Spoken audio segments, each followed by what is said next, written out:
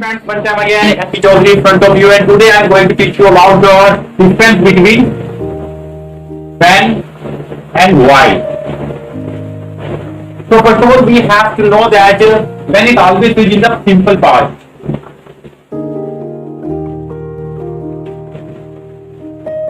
And why it always is in the past progress. तो when का प्रयोग हम हमेशा ही सिंपल पास्ट में करते हैं और why का प्रयोग हम हमेशा ही पास्ट प्रोग्रेस में करते हैं। जब हमें दो एक्शन को जोड़ना हो तो उस कंडीशन में हम when का प्रयोग या why का प्रयोग करेंगे। तो आपको एक छोटा सा एग्जांपल के माध्यम से समझाता हूं कि in which case we use when and in which case we use why। तो आइए देखते हैं। सबसे पहले देखो, मेरा एक एग्जांपल है, I was studying when she called। और सेम इसी सेंटेंस को अगर मैं while के माध्यम से कहता हूं, while का प्रयोग करता हूं, तो सेंटेंस होगा while I was studying she called। इसका मतलब होता है जब मैं पढ़ रहा था उसने मुझे कॉल किया। तो आपको यहां पर ध्यान देना है, जब किसके साथ आया, मैंने कहा जब मैं पढ़ रहा था, तो जब मैं पढ़ रहा था, मैं पढ़ रहा था, उसके साथ जब आ रहा है तो मैंने while का प्रयोग किया। लेकिन जब मैंने इसी सेंटेंस को एक दूसरे सेंस में कहा तो मैंने कहा मैं पढ़ रहा था जब उसने कॉल किया, मैं पढ़ रहा था जब उसने कॉल किया। तो मैं पढ़ रहा था तो सिंपल सेंटेंस आ गया। लेकिन जब मैंने कहा जब उसने कॉल किया, तो कॉल किया के साथ आया when। जब आया तो हमने वहां पे यूज किया when का। मतलब क्या होता है, ये जब जो वर्ड होता है हमारी हिंदी में, ये हमेशा ही हमारे अकॉर्डिंग टू सेंटेंस कि हम कौन से एक्शन में, कौन से टेंस में हम बात कर रहे हैं, उस टेंस के अकॉर्डिंग ही हमें when का या फिर while का प्रयोग करना होता है। अगर इस सेंटेंस में आप देखोगे उसने कॉल किया, तो ये हमारा सिंपल पास्ट था। सिंपल पास्ट में हमने क्या यूज किया, when का। लेकिन जब मैंने when का प्रयोग पास्ट प्रोग्रेस के साथ यूज किया तो मैंने वहां पर when का प्रयोग ना करके मैंने क्या यूज किया, why। तो मैंने आपको बता दिया when का प्रयोग हमेशा होता है सिंपल पास्ट में और why का प्रयोग होता है हमेशा ही पास्ट प्रोग्रेस के अंदर। तो आप यहाँ पर देख सकते हैं I was studying when she called, उसके बाद while I was studying she called। समझ में आया?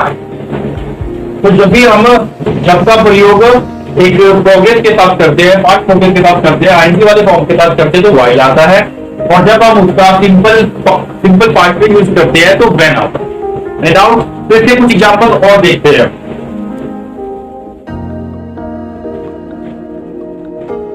जब मैं घर में एंटर हुआ, मेरी मम्मी खाना बना रही थी। तो यहाँ पर आपको ध्यान देना है जब किसके साथ है, जब मैं एंटर हुआ मतलब सिंपल पास्ट के साथ। तो सिंपल पास्ट में हमारा क्या आता है, when I entered the home my mom was cooking food। मेरी मम्मी खाना बना रही थी। हम जब के एक और एग्जाम्पल देखते हैं जिसमें हम while का प्रयोग करेंगे। तो आइए देखते हैं हम, जब मैं पार्क में खेल रहा था तब मेरा फ्रेंड मेरे पास आया। तो यहाँ पर ध्यान देंगे, जब मैं पार्क में खेल रहा था, तो पार्क में खेल रहा था तो उस टेंस में हमारा पास्ट प्रोग्रेस आ रहा है, और पास्ट प्रोग्रेस में हम when का प्रयोग नहीं करते, हम क्या यूज करते हैं, while का। While I was playing in the park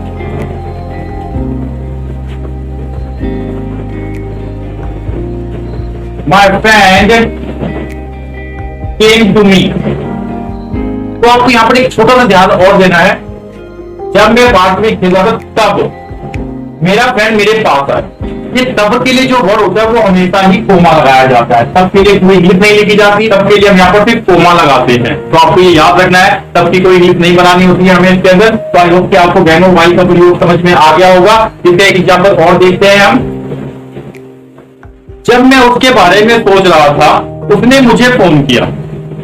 जब मैं उसके बारे में सोच रहा था, तो यहाँ पर सोच रहा था मतलब पास्ट प्रोग्रेस का प्रयोग हो रहा है, तो यहाँ पर हम while का यूज करेंगे। While I was thinking about her, she called me up। अब आपको यहाँ पर ध्यान देना है, मैंने यहाँ पर यूज किया called me up। तो आपको डिफरेंस याद रखना है कि कॉल के बीच में और कॉल अप के बीच में। कॉल का मतलब होता है बुलाना और कॉल अप का मतलब होता है फोन करना। और जब भी हम किसी ऑब्जेक्टिव केस के साथ कॉल अप का प्रयोग करते हैं तो ऑब्जेक्टिव केस हमेशा इसके बीच में आता है। इसके बीच में आ सकता है मी, हिम, हर, देम। तो जब भी हम किसी ऑब्जेक्टिव केस के साथ कॉल अप का प्रयोग करते हैं तो वो हमेशा इसके बीच में आता है। आपको याद रखना, इसे कहते हैं फ्रेज, फ्रेजल वर्ब होता है ये। तो फोन करने के लिए कॉल अप का प्रयोग होता है और बुलाने के लिए कॉल का प्रयोग होता है। तो यहाँ पर हम देखेंगे while I was thinking about her, she called me up। जब मैं उसके बारे में सोच रहा था उसने मुझे कॉल किया। तो इसके एक एग्जाम्पल हम वैन के साथ देखते हैं। जब मेरी मम्मी ने चाय बनाया मैं टीवी देख रहा था। जब, तो यहां पर जब के लिए आएगा when my mom prepared tea I was watching TV। I hope कि आपको वैन और वाइल के बीच में क्या डिफरेंस होता है समझ में आ गया होगा। और इसके बाद मैं आपको एक बहुत ही स्पेशल केस पढ़ाने वाला हूं वाइल का। Let's see the special case of while.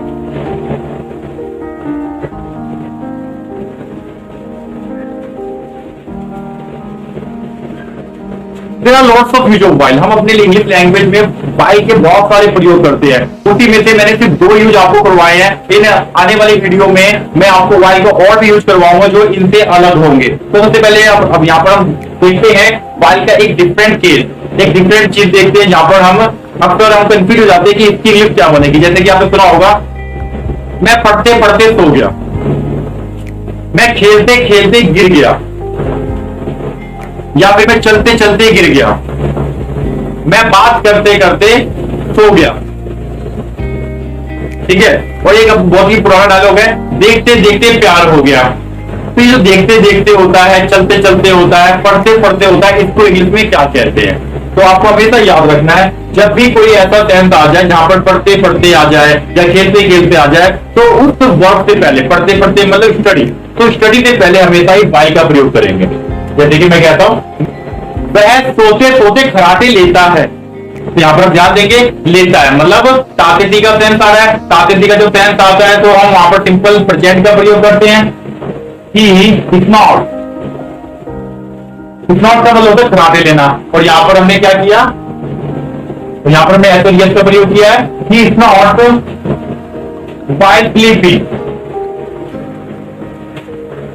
He is not while sleeping. देखते देखते प्यार हो गया। While seeing, I got lost। इसका और एग्जाम्पल देखते हैं हम। लिखते लिखते मैं एग्जाम में भूल गया। I forget while writing in the exam। I hope कि आपको वाई के बारे में समझ में आ गया होगा किस प्रकार से हम इसका प्रयोग करते हैं।